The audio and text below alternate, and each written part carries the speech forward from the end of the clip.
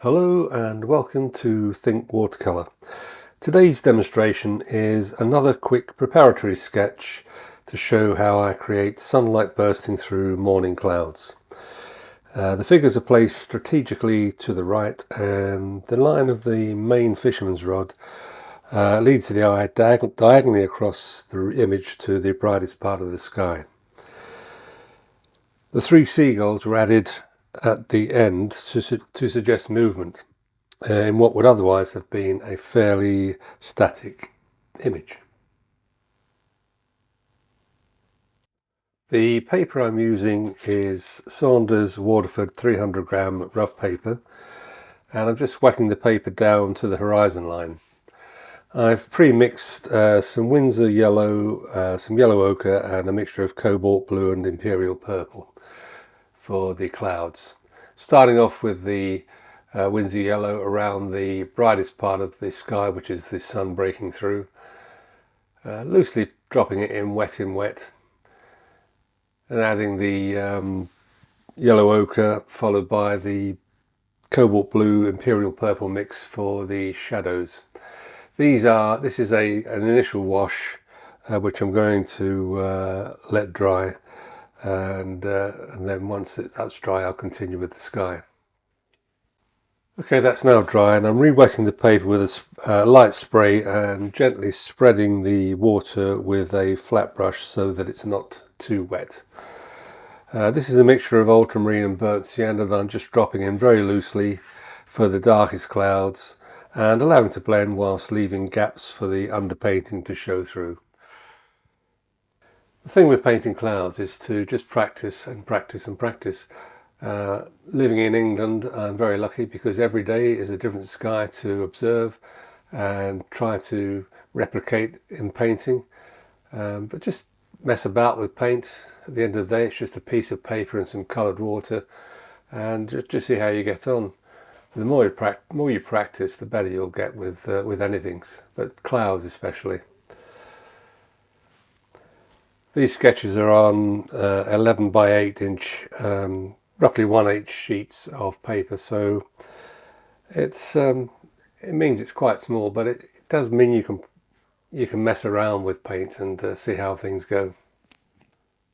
And while the painting is still wet, I'm just dropping in some darker patches for the clouds, just varying the tonal values in the clouds. This will all blend in with no hard edges, nice and soft. Create that soft background sky.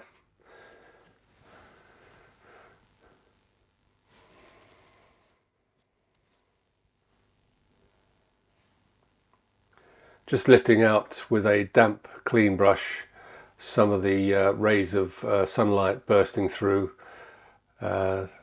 The wet wet paint will still bleed into these areas, but it's just a suggestion of sunlight bursting through. And using a lighter version of the sky mix, I'm just painting the wet sand in the foreground, not forgetting to leave a patch of the brightest part of the sky in the reflection. The thing to remember when you're doing these preparatory sketches is to keep things loose. Don't work too hard at getting a finished product. It's at the end of the day you're just trying to figure out colours and tonal values, etc. The sky's now dry, and I'm just dropping in some Prussian blue with a touch of sap green for the sea, and leaving some gaps to indicate some breaking waves.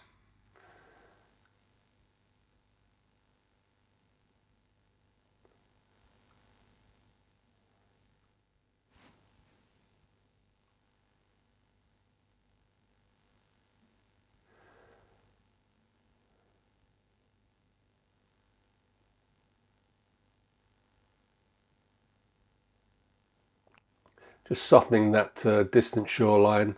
It helps to create depth in the painting. You wouldn't see much detail at that distance.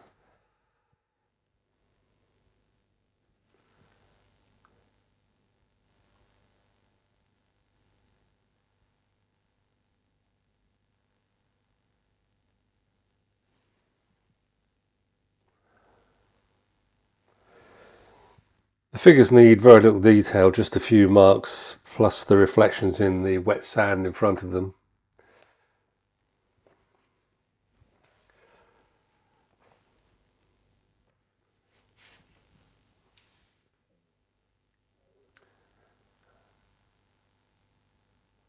I've just used cadmium yellow for the foreground figure, and the figures in the background are just fairly strong cobalt blue, some cadmium red and some ultramarine for the three figures, making sure I get the reflections too, using ultramarine for the foreground guy's shorts.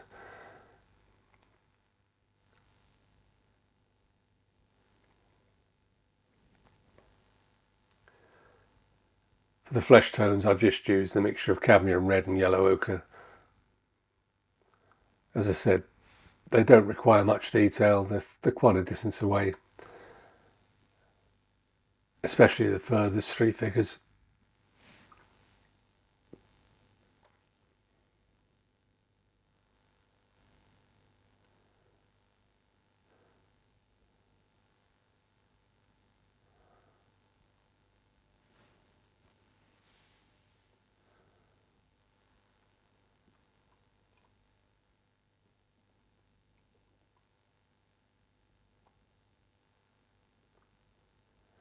Just putting a little bit of shadow on the nearest figure, just add a little bit of depth.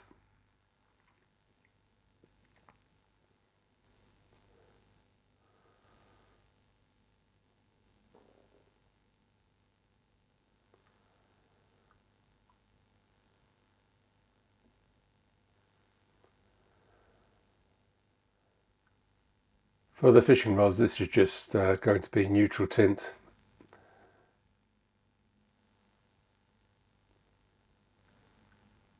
As I say, no detail required, just an indication of what's there. And it takes the eye towards the angle of the rod takes the eye towards the bright sunlight. And having looked at it, I just thought it was a little bit static, so that's why I've decided to add 3 seagulls to create a little bit of movement in the painting. Just takes the eye around in that spiral that I indicated at the beginning. I do hope you found this demonstration useful. It's just a quick sketch, just preparatory for a more finished painting later. Do give it a like if you found it of use, and please subscribe and hit the notification bell for future videos if you haven't already subscribed. And thanks again for watching.